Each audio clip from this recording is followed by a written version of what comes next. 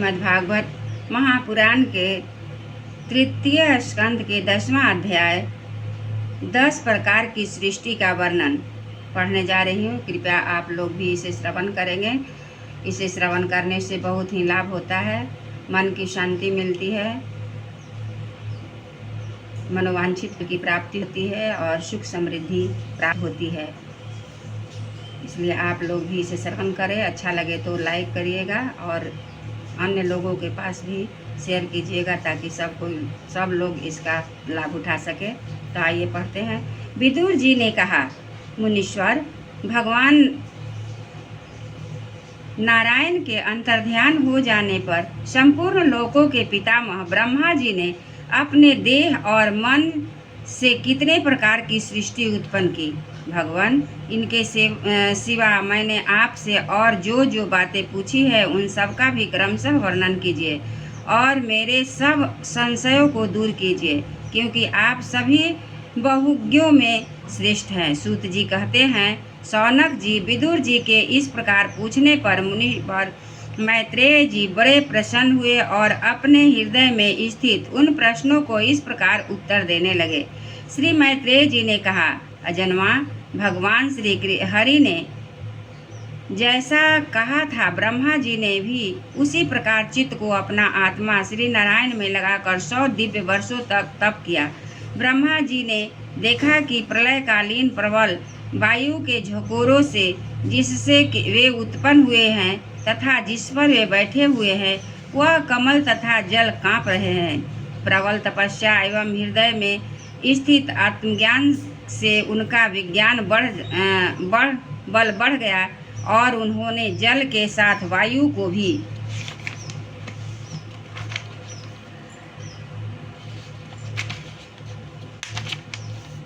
P लिया। फिर जिस पर स्वयं बैठे हुए थे उस आकाश व्यापी कमल को देखकर उन्होंने विचार किया कि पूर्व कल्प में लीन हुए लोगों को मैं इसी से रचूंगा। तब भगवान के द्वारा सृष्टि कार्य में नियुक्त ब्रह्मा जी ने उस कमल कोश में प्रवेश किया और उस एक के ही भू भुवः स्वः ये 3 भाग किए। यद्यपि वह कमल इतना बड़ा था कि उसके 14 भुवन या इससे भी अधिक लोकों के रूप में विभाग किया जा सकता था। जीवों के भोग स्थान के रूप में इन्हीं 3 लोकों का शास्त्रों में वर्णन हुआ है। जो निष्काम कर्म करने वाले हैं उन्हें मनः तपः जनः और सत्यलोक रूप ब्रह्मलोक की प्राप्ति होती है।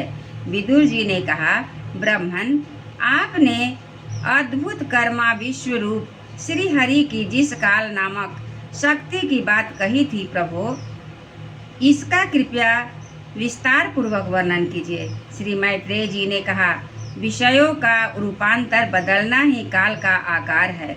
स्वयं तो वह निर्विशेष अनादि और अनंत हैं। उसी को निमित्त बनाकर भगवान खेल खेल में अपने आप को ही सृष्टि के रूप में प्रकट कर देते हैं।